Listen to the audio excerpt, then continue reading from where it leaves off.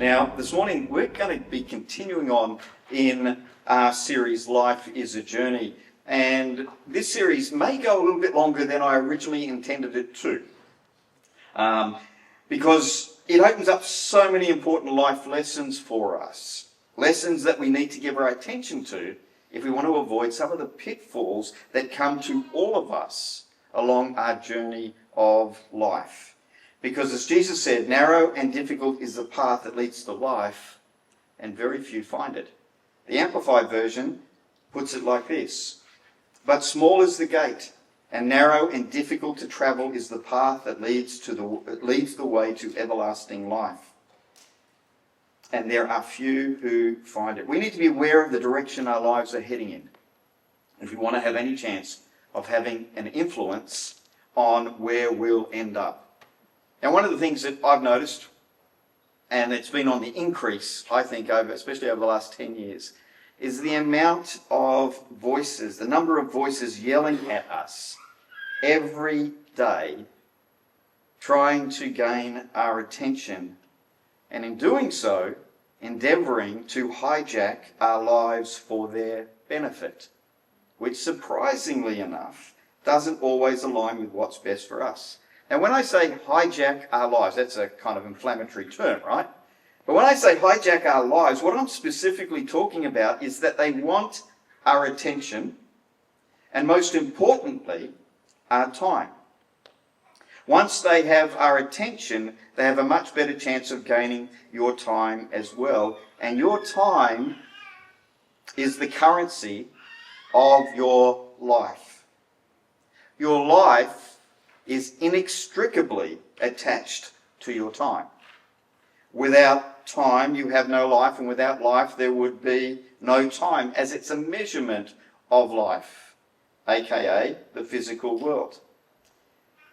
What you give your life to, your time, is the most important question any human can ever attempt to answer, as it determines not just the type of life you'll live, but where you'll end up at the end of it. And it all starts with how you use your time. Now, the Bible has quite a lot to say about time.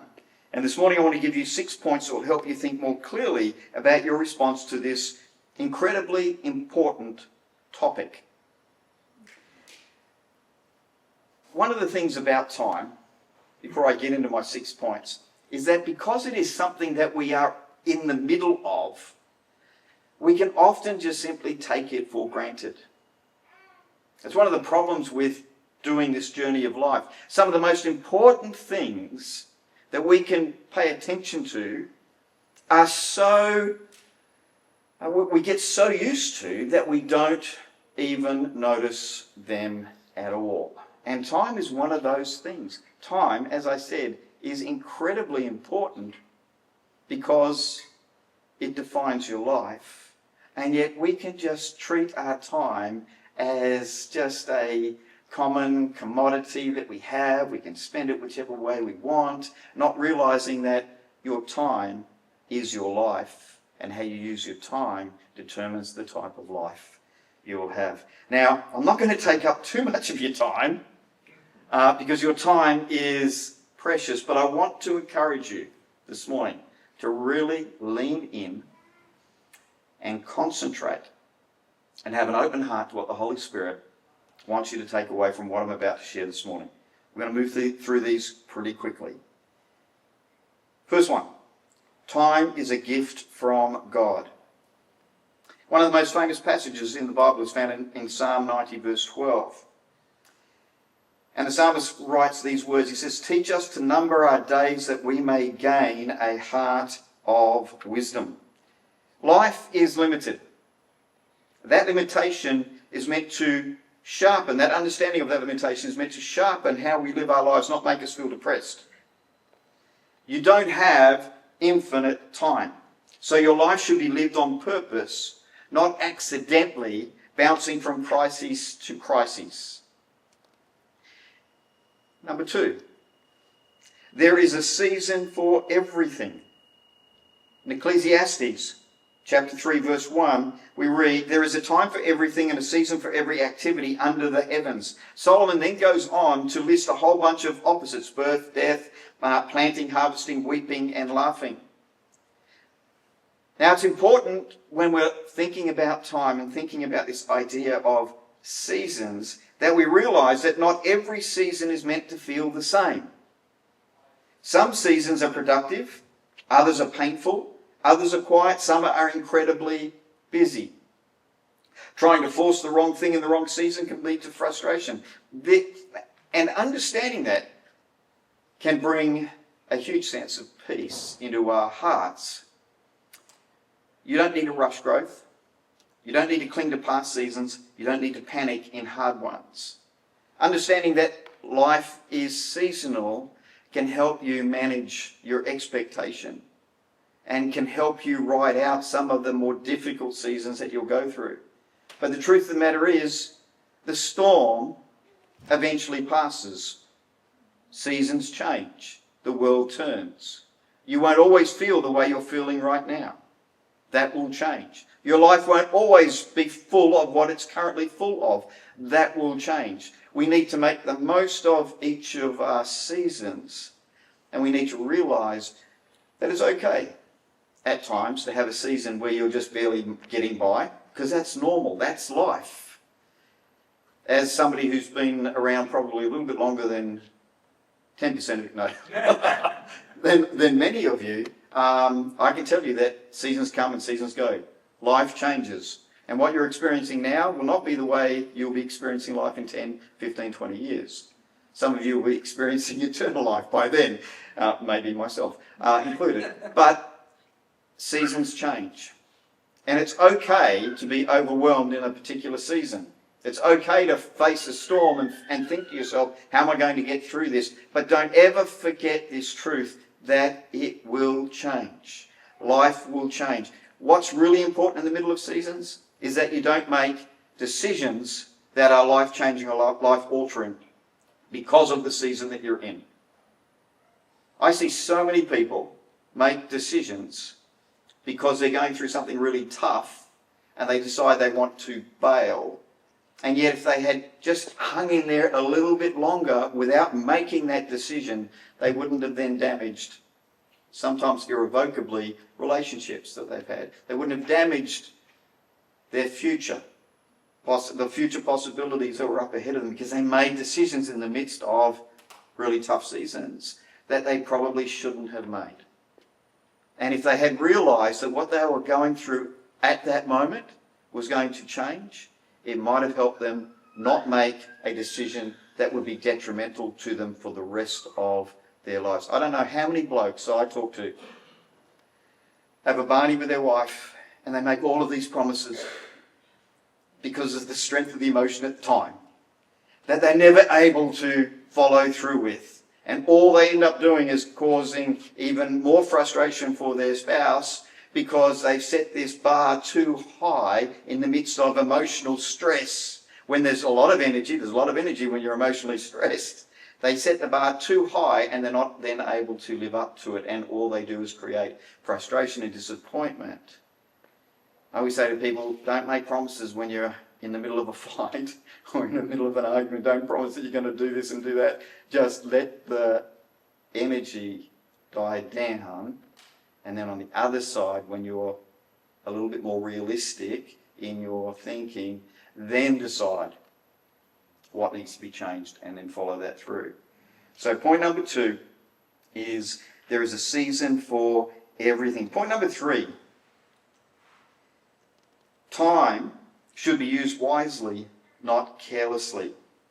In Ephesians 5, verses 15 and 16, we read this: "Be very careful then how you live, not as unwise, but as wise, making the most of every opportunity." That phrase, making the most of every opportunity, literally means redeeming the time.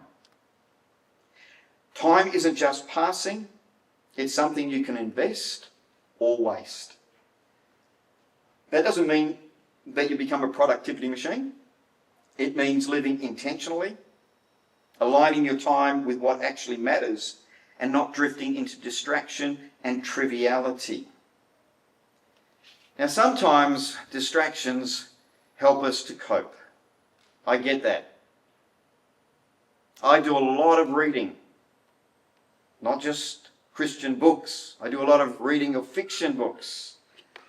And I have noticed for myself that when I'm under the pump, when things are stressing me right out, there's nothing better in my mind than getting a good book and checking out of life for a period of time. That's normal. But if you find it starting to control your life, then maybe you've got an issue. Now, for me it's books. Maybe for you it's computer games. Maybe it's a hobby or a sport that takes you away from the family too much.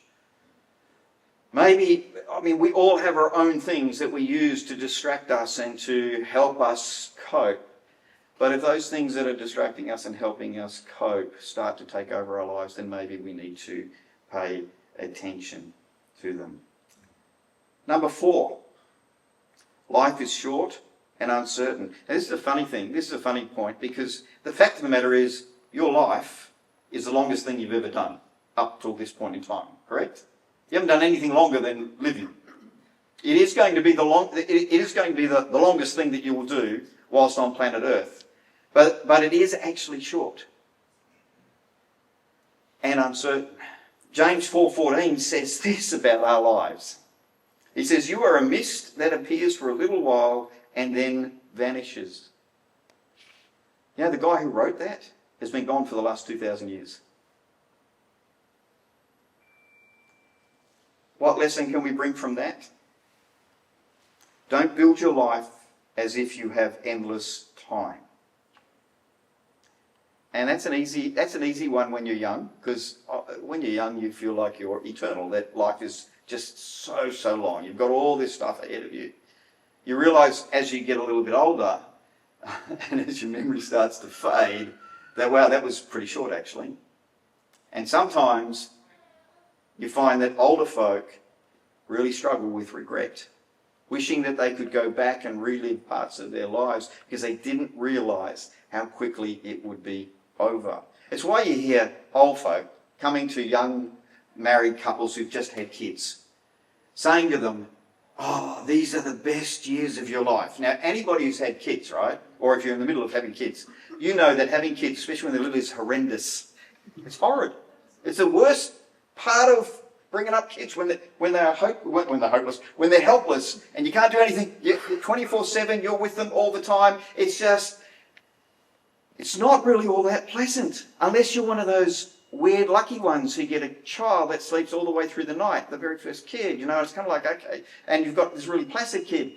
For those who've had children that don't sleep all the way through the night, who might have a few issues, you know that it's really difficult. And I remember as a young parent, people would come up to us and say, "Oh, this is the best years. You just really need to appreciate that." And I remember thinking to myself, when I'm a parent, when I'm an older person, I will not be going up to any young person who's got a baby and saying, "Oh, these are the best years." I'm not going to say that because they weren't. From about 5 years on, they do get better, right? So if you've babies, it does get better, it gets easier. But those first years, because the truth of the matter is, as we get older, we look back and we start to forget a lot. And we realise that the time we had when we were young, even the difficult times that we had, that was really precious time. It was time that if we realised how precious it was, it might have helped us to maybe not yell at them as much as we did. Probably not. We'd probably do the same thing over again, if we were back then. But the truth of the matter is that our time is limited.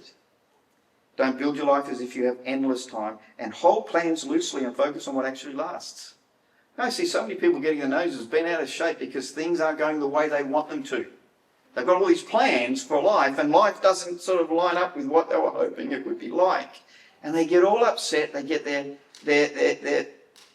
I was going to say their knickers in a twist. No, I just did. But they get all upset because it's not going the way they thought it would go, not realising that a lot of what we hope will happen, a lot of the plans that we have for our lives, at the end of our lives, those things don't really matter all that much. What is it that matters? What truly matters in life? You should be asking yourself that question. Because if you ask yourself that question, it will help to safeguard your heart when your plans go pear-shaped, when things don't work out the way you thought they were going to. Because the truth of the matter is, when you get into your 60s, your 70s, your 80s, and you look back over your life, you realise, I worked really hard trying to get that thing to happen, and really, at the end of the day, that wasn't what was most important.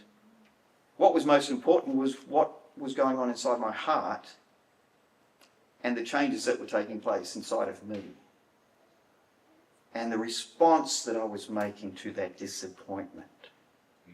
And how I was living my life at the time and working on my relationships at the time. How I was loving people at the time. So plans. Hold plans loosely and focus on what actually lasts. Point number 5 is eternal perspective changes how you use time. If you aren't thinking with an eternal perspective, then the danger is you'll just use your time right now for what you think is best for you in that moment. And sometimes what you think is best for you in the moment isn't actually what's best for you eternally. Colossians 3:2 says, set your mind on things above, not on earthly things. The Bible constantly pulls our attention beyond just this life that we're living. Time isn't about squeezing everything out of today. It's about living in light of eternity, which shifts our priorities. And I've already been sort of touching on these. Relationships over possessions, character over achievement, obedience over comfort. We're able to put up with a lot when we have an eternal perspective, which is why Jesus, before he was crucified, said to his disciples, listen, guys, in this world you're going to have lots of struggle, you're going to have lots of heartache, but take heart, for I have overcome the world. And every single one of those disciples of his, bar John, ended up losing their lives because of their belief and their faith in Jesus. So the thing that managed to draw them forward through all of their challenges was their faith in eternity. Because they knew that death wasn't the final solution. Death wasn't the final thing that they would experience. There was life on the other side of the grave. And that eternal perspective, knowing that Jesus said, take heart, you'll suffer, you'll go through trials, but take heart, for I have overcome the world. Because Jesus gave them that promise, an eternal promise, they were able to persevere and even face their own deaths because of their faith in Jesus. And number 6, which might sound a little bit surprising because we're talking about time this morning, is don't be anxious about time. Now, the Bible, which tells us to be conscious of time and to use our time wisely, also says that we shouldn't be obsessing over time. Matthew 6:34, do not worry about tomorrow, Jesus says. You've got enough stuff happening today, so don't worry about tomorrow. God is going to look after you. Yes, time matters, but anxiety doesn't help you use it better. There's a balance. Urgency. Your time matters. Trust. God holds your time. So bringing it all together, if you boil it all down, the Bible's view of time looks like this.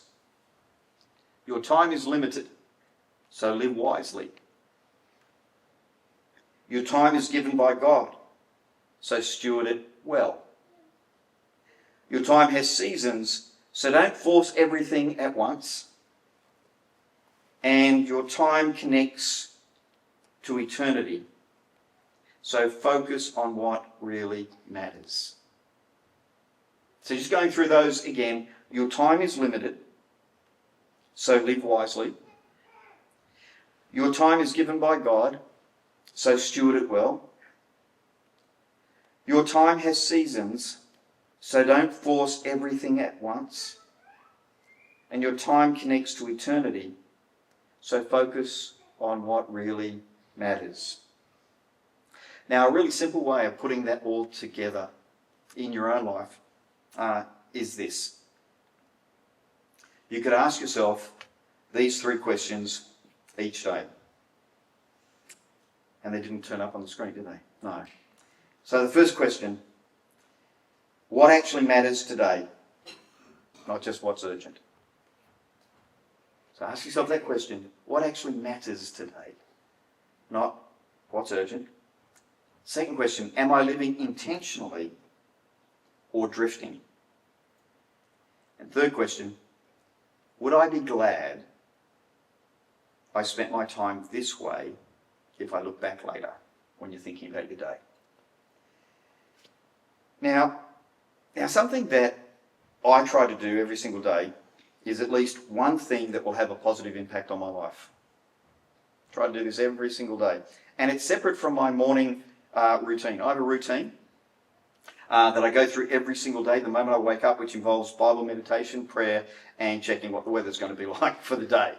And I do that 7 days a week. It happens before I even get out of bed. So every day I have this little routine. But I'm not talking about that. I'm talking about this. I try to do at least one thing during the day that I can look back on later that evening and know I accomplished something positive that my future self will be glad that I did.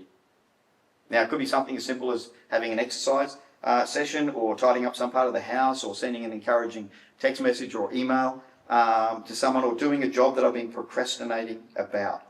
Now, it will be something that I can look at and feel good about, because the truth are, there are lots of things that happen in my day that I have absolutely no control over. And knowing that I've managed to do one thing that was good for me helps me cope with all the stuff that I have to deal with. And that's the truth for all of your lives as well.